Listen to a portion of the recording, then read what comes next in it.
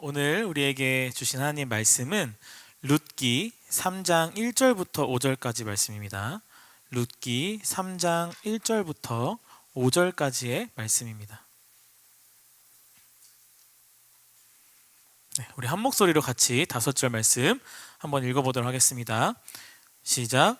룻의 시어머니 나오미가 그에게 이르되 내 딸아 내가 너를 위하여 안식할 곳을 구하여 너를 복되게 하여야 하지 않겠느냐.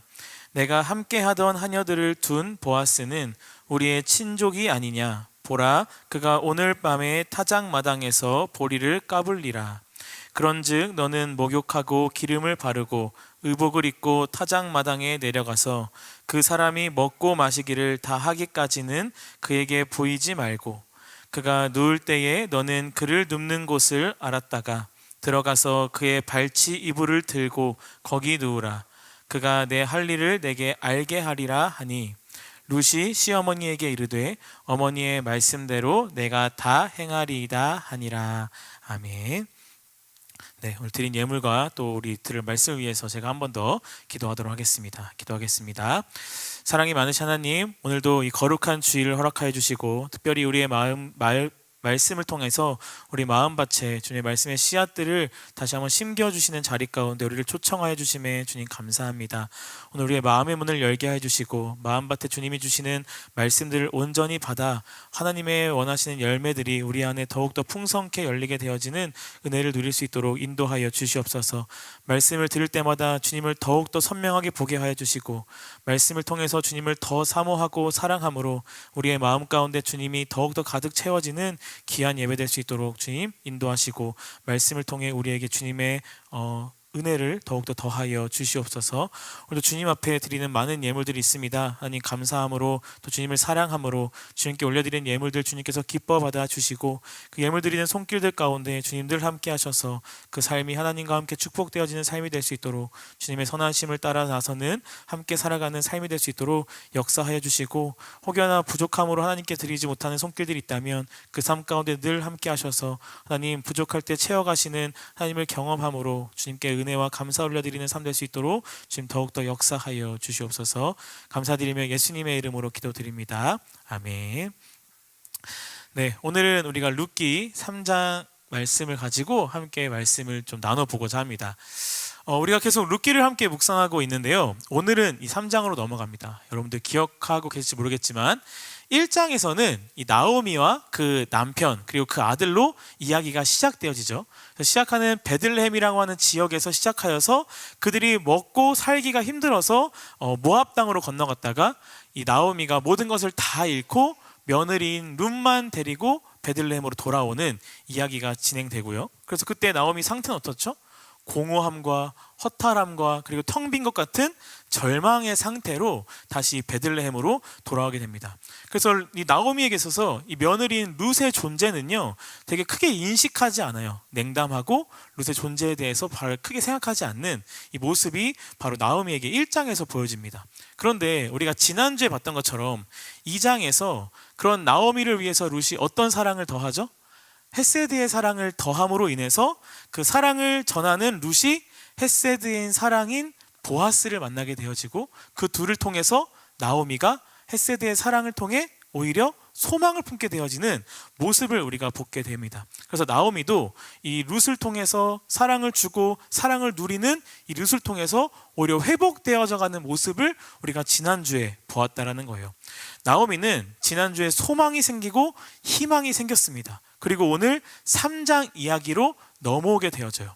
나오미가 가지게 된 소망과 희망을 가지고 오늘 3장에서는 자신의 나름의 계획을 세웁니다. 그 소망을 이루고자 희망을 성취하고자 현실에서 그것을 성취하고자 하는데, 이런 상황 속에서 오늘 우리가 이야기를 통해서 하나님께서는 소망을 품게 하고 희망을 품게 한 그 하나님의 백성과 영혼에게 어떻게 함께 하시는지를 우리가 이 3장 이 초반부의 말씀을 보면서 함께 좀 묵상하려고 해요.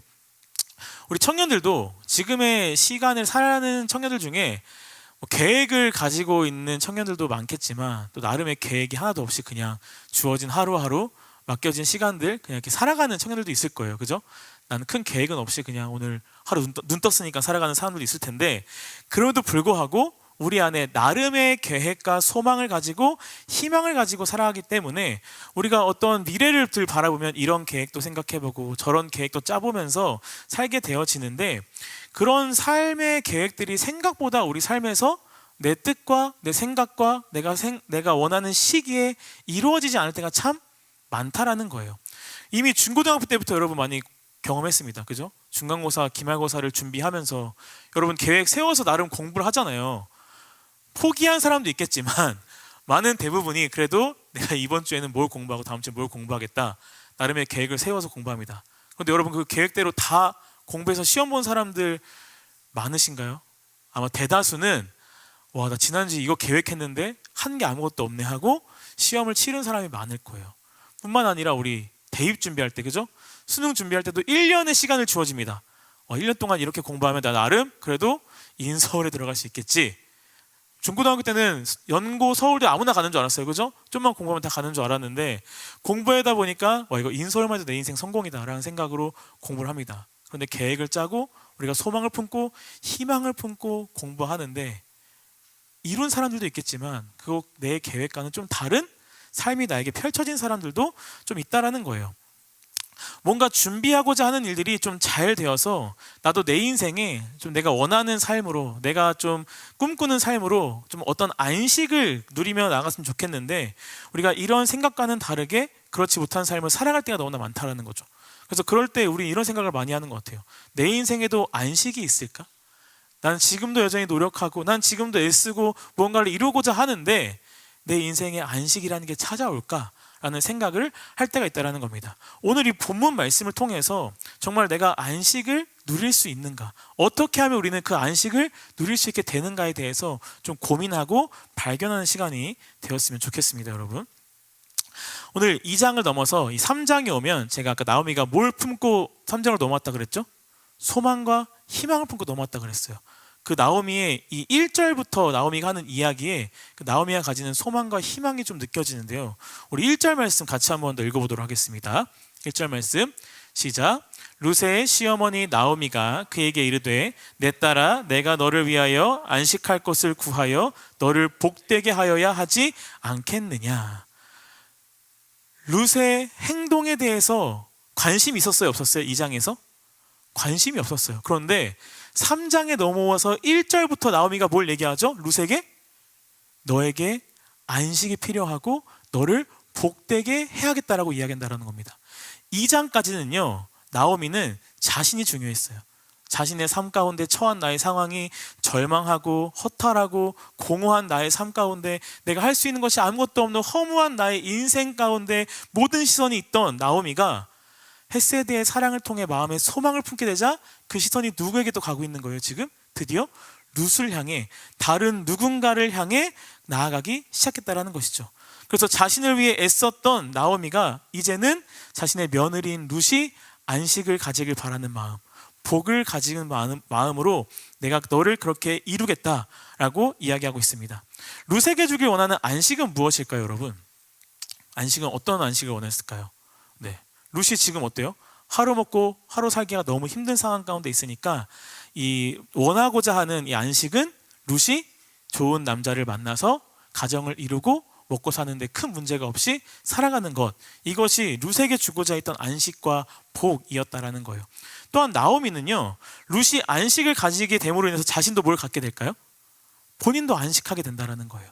며느리가 가정을 얻어서 나아가면 자신도 그 상황에서 안식하여 내가 좀 더 나은 삶을 살아갈 수 있다라고 생각하기 때문에 룻에게 안식과 복을 주는 것과 동시에 자신도 삶의 어떤 여유와 회복을 가지고 안식하고자 하는 소망을 1절 가운데 이야기하고 있다는 겁니다.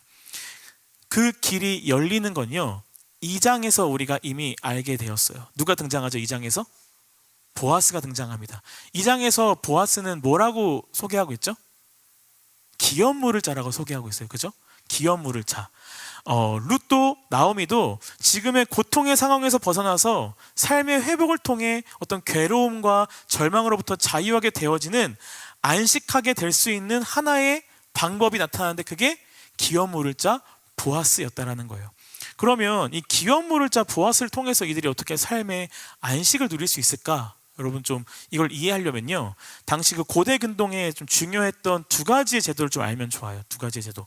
첫 번째가 뭐냐면 기업을 물은다라는 것이 무엇이냐라는 거예요. 기업을 물은다. 레위기 25장 25절에 보면 이렇게 말씀이 돼 있어요. 레위기 25장 25절. 우리 같이 읽어볼까요?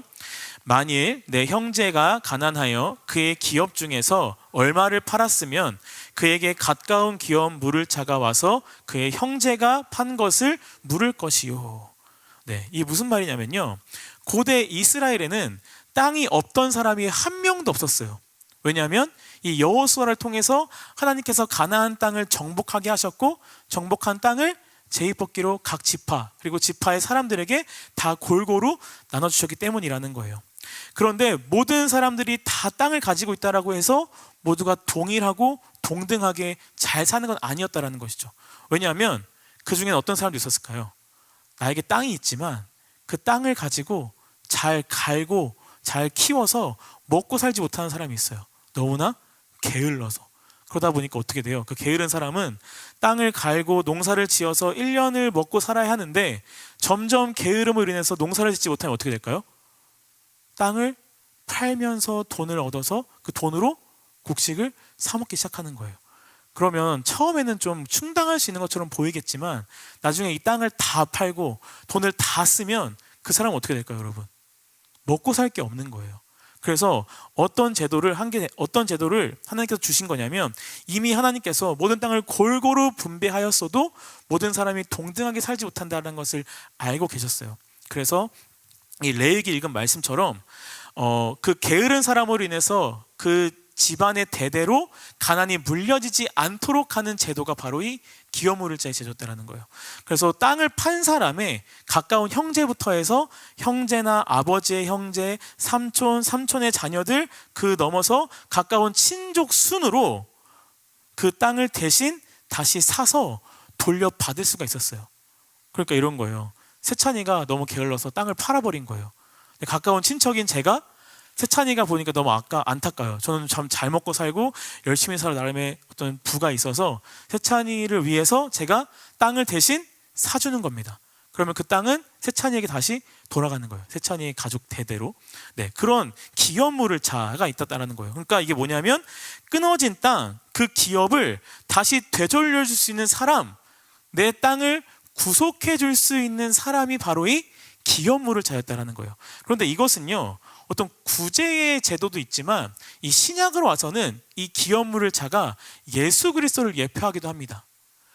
땅이 끊어진 자에게 땅을 되돌려주고 그 땅을 구속시켜주는 것처럼 우리 예수님 우리가 보통 뭐라 그러죠? 우리의 구원자, 우리의 구속자라고 이야기한다는 거예요.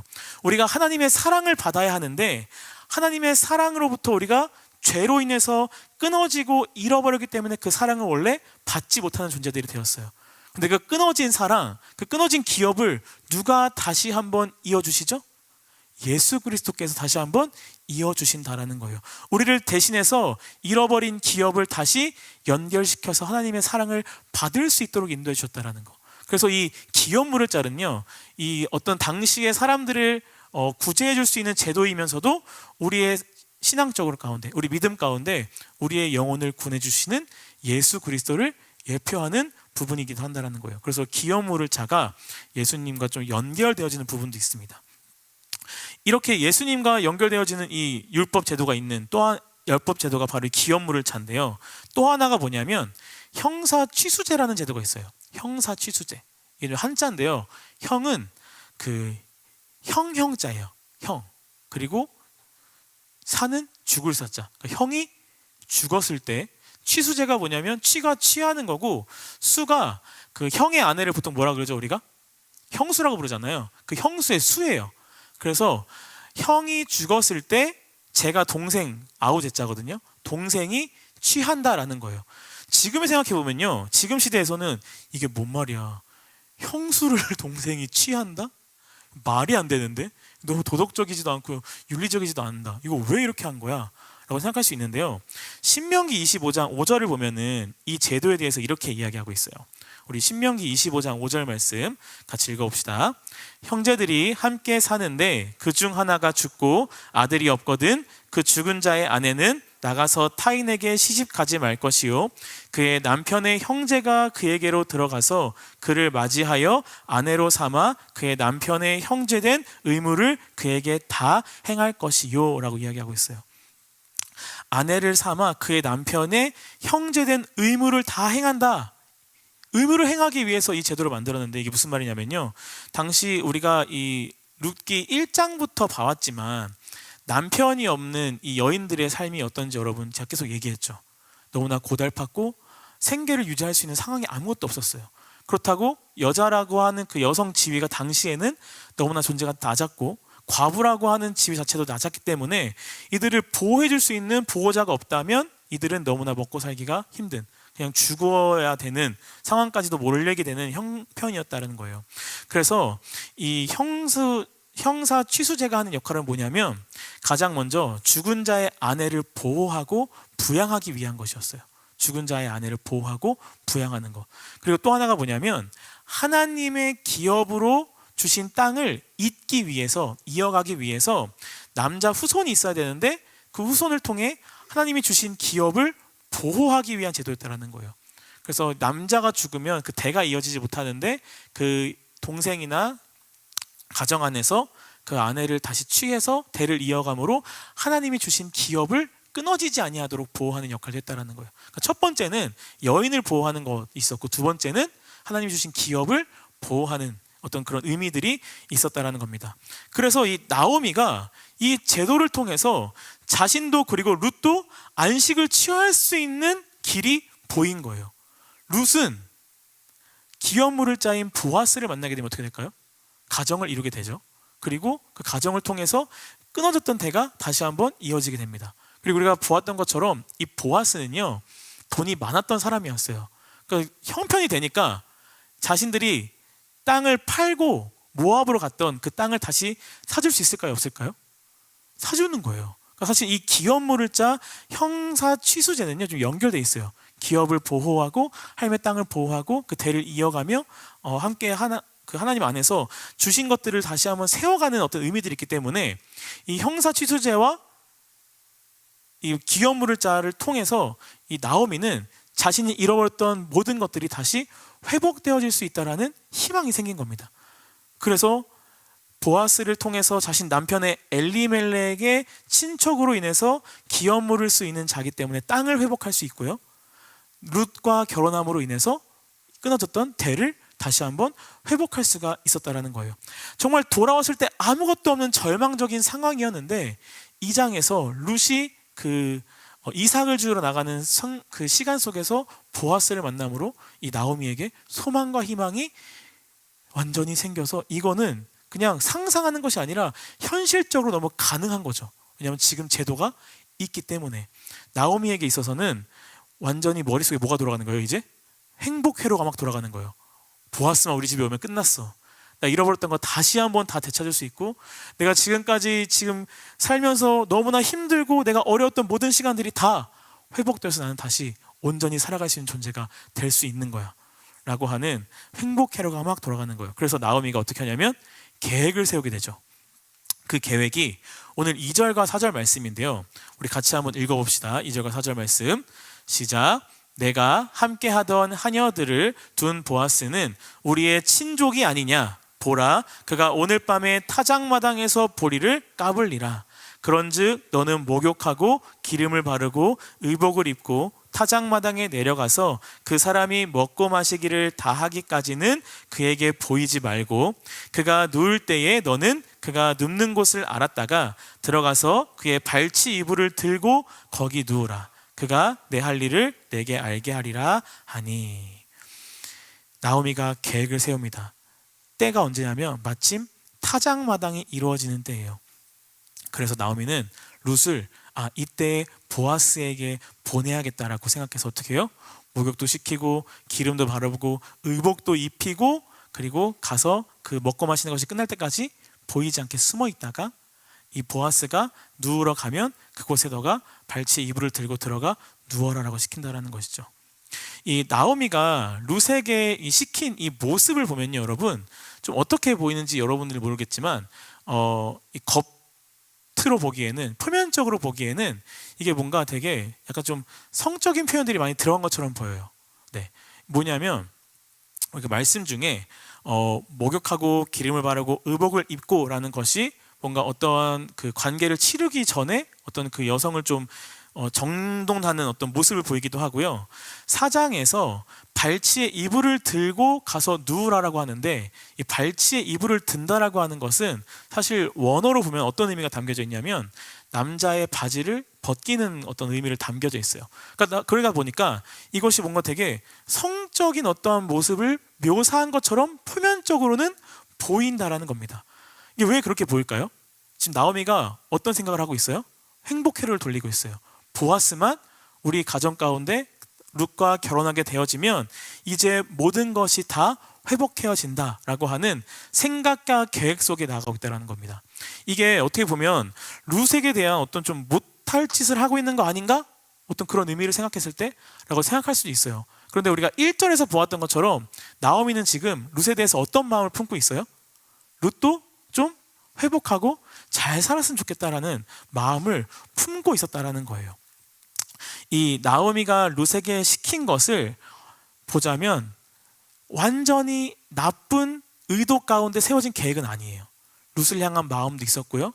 그동안 자신이 당했던, 놓여져 있었던 상황 속에서 이 모든 것들을 회복하고 이루어가기 위한 어떠한 그 안쓰러운 마음도 있었어요.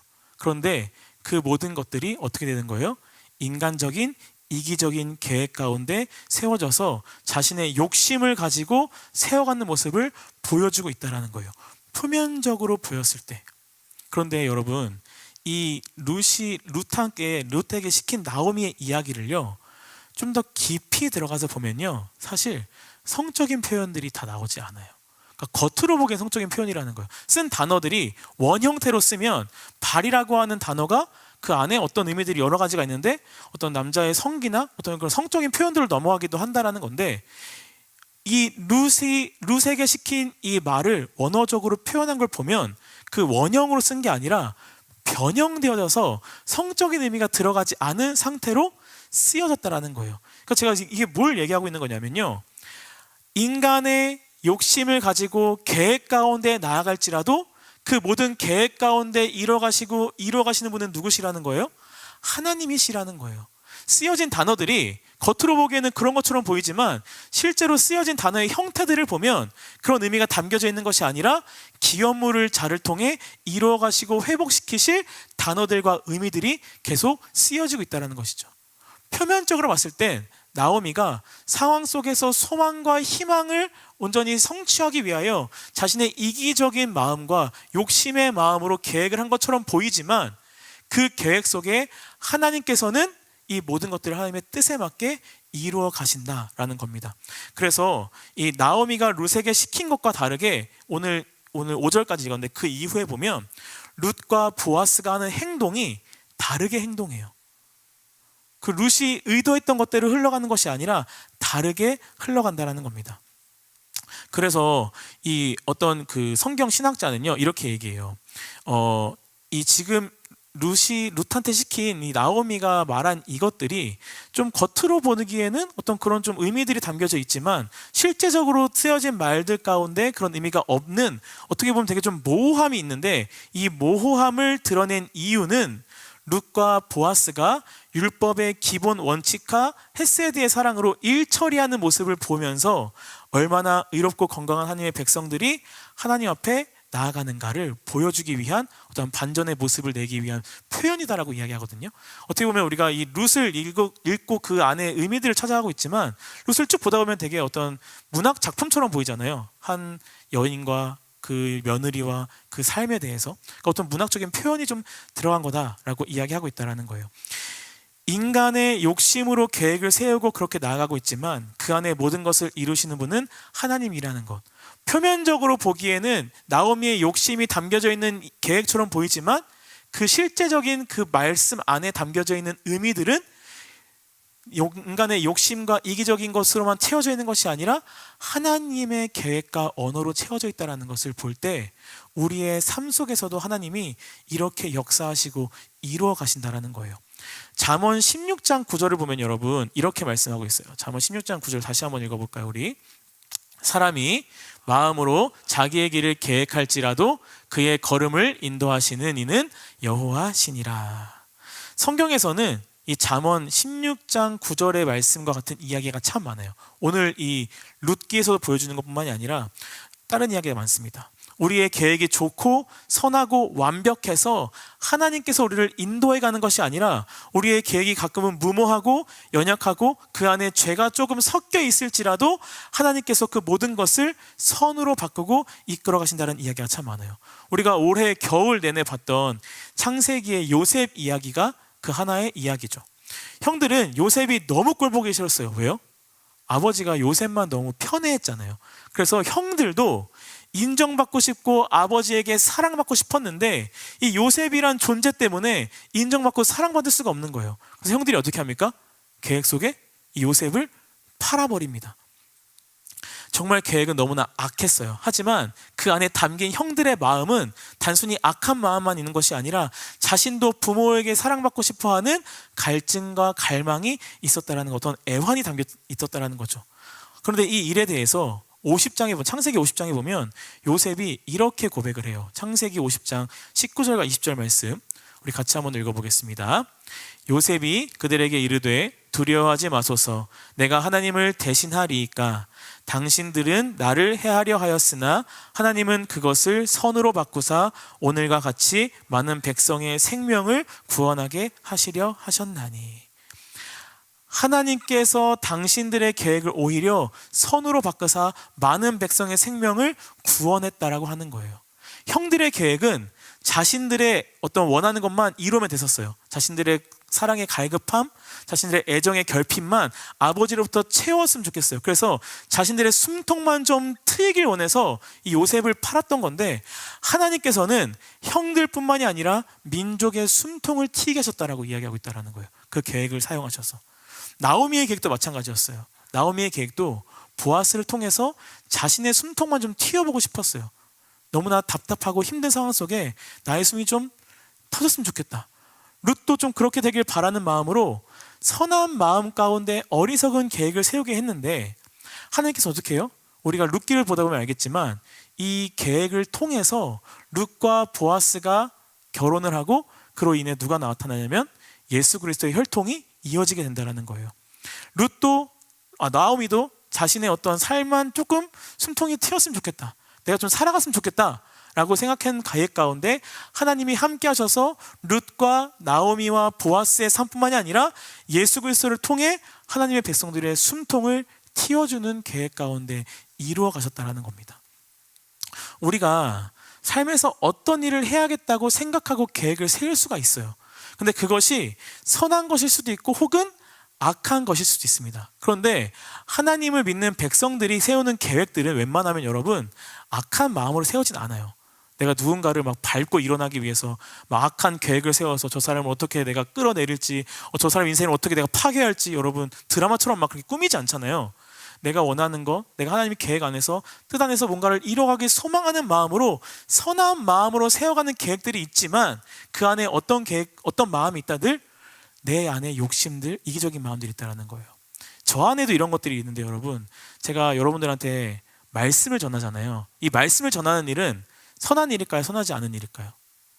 선한 일이죠. 제가 여러분한테 막 가스라이팅해서 무슨 내 말을 막 다 듣고 내 모든 걸 다 따라오르게 하려고 말씀 전하는 거 아니잖아요.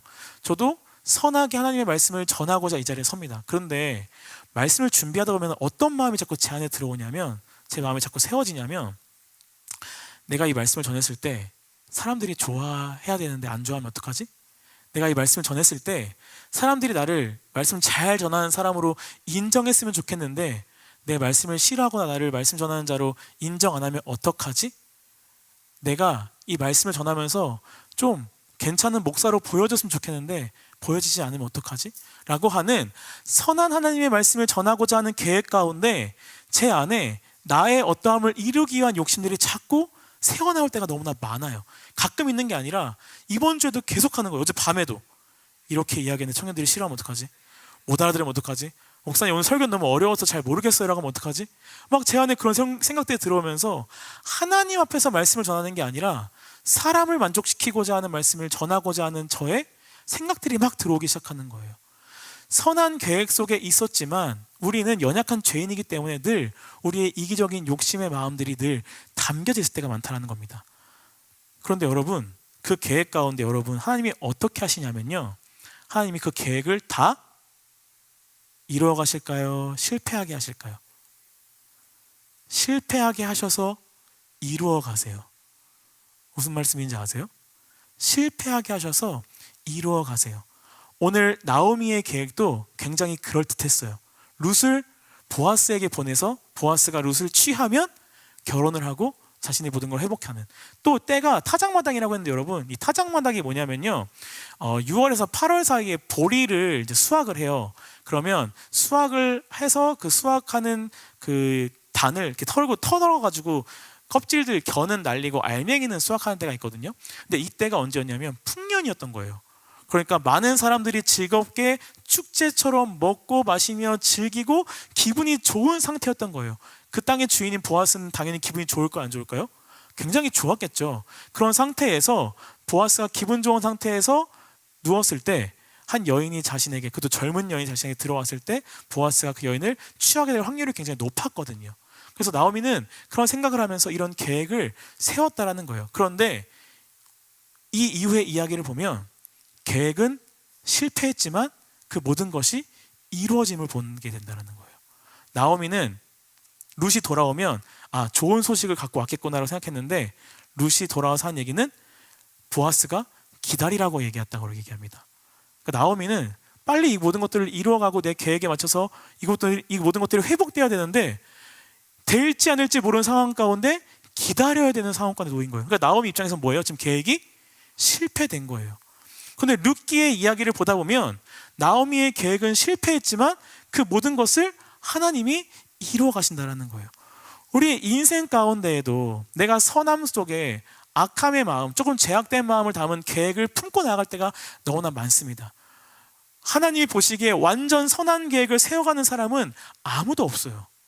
우리는 선함 속에 악함이 담겨져 있는, 죄악된 나의 욕심이 담겨져 있는 계획들을 늘 계획하고 그것을 이루어가길 소망하고 있다는 거예요. 그런데 하나님께서 그 계획들을 늘 실패하게 하십니다.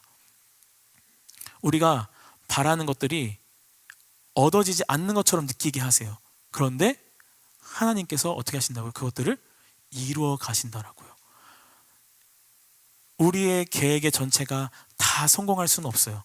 다 이루어질 수는 없어요. 그런데 우리는 그것이 실패했다고 생각하면 안 돼요. 왜냐하면 하나님께서 이루어 가시는 방식이 뭐냐면, 오늘 룻기에서 요셉의 이야기에서 보여주신 것처럼 우리의 계획이 온전히 선하지 않을지라도 우리의 계획의 실패를 통해 또 다른 방식으로 이루어 가신다는 거예요. 내 인생은 실패해서 모든 것이 이루어지지 않는 모든 상황 가운데 놓인 게 아니라 하나님이 실패라고 하는 길을 통해서 하나님께서 이루어 가시는 또 다른 방식을 우리에게 주신다는 겁니다. 그래서 우리가 소망을, 희망을 놓지 않을 수 있는 거예요. 하나님 안에 계획하고 기도할 때 룻기를 통해서 하나님이 이뤄가신 이 계획, 표면적으로 보기에는 인간의 욕심처럼 보이고 인간의 이기적인 것처럼 보이지만 하나님께서 헤세드의 사랑을 통해 이뤄가시고자 했던 그 하나님의 시간 속에서 하나님이 온전히 실패라처럼 보이는 그 일들을 다시 한번 더 크게 이뤄가시는 것을 통해 우리도 깨달을 수 있다는 거예요. 우리는 실패하는 것이 아니라 실패라는 방식을 통해 하나님께서 우리의 삶의 계획을 이루어 가신다. 그 사실을 알게 될 때 우리가 어떻게 할 수 있어요, 여러분? 안식할 수가 있다는 거예요. 실패를 보게 되면 여러분 불안하고 염려되어지고 짜증나고 너무 힘이 들고 괴롭고 하나님이 원망되어지기도 하고, 굳이 내가 하나님께 이걸 왜 그동안 그렇게 애타게 기도했나라고 생각하는 마음들이 들어올 때가 있습니다. 안식하지 못해요. 내 마음이 편치가 않은 거예요. 그런데 실패를 실패로 보는 것이 아니라 실패를 통해서 이루어가신 하나님의 계획과 하나님의 일하심을 보게 되면 내가 하나님 안에서 안식할 수가 있다는 겁니다. 룻도 나오미도 그렇게 안식을 누리게 되었다는 거예요. 우리는 이 땅을 살아가면서 안식할 수 있을까? 라는 질문에 우리는 안식할 수 있다라고 대답할 수 있어야 됩니다. 언제? 어떠한 계획 속에 있더라도 우리가 하나님 안에 있다면 우리는 그 안식을 누릴 수 있다라는 거예요. 그것이 우리의 삶이 그것을 증명하고 있기도 해요, 여러분. 가끔 우리는 내가 구하는 것을 받았냐 못 받았냐, 나의 기도가 응답되었냐 안 되었냐에 대해서 생각하게 될 때가 많은데요, 여러분들이 응답 받은 것도 있겠지만 응답 못 받은 것도 많을 거예요. 그럼 우리가 응답 받은 것과 못 받은 것을 생각할 때 늘 뭐에 꽂혀 있어요? 받지 못한 것에 꽂혀 있어요. 그럼 어떻게 해요?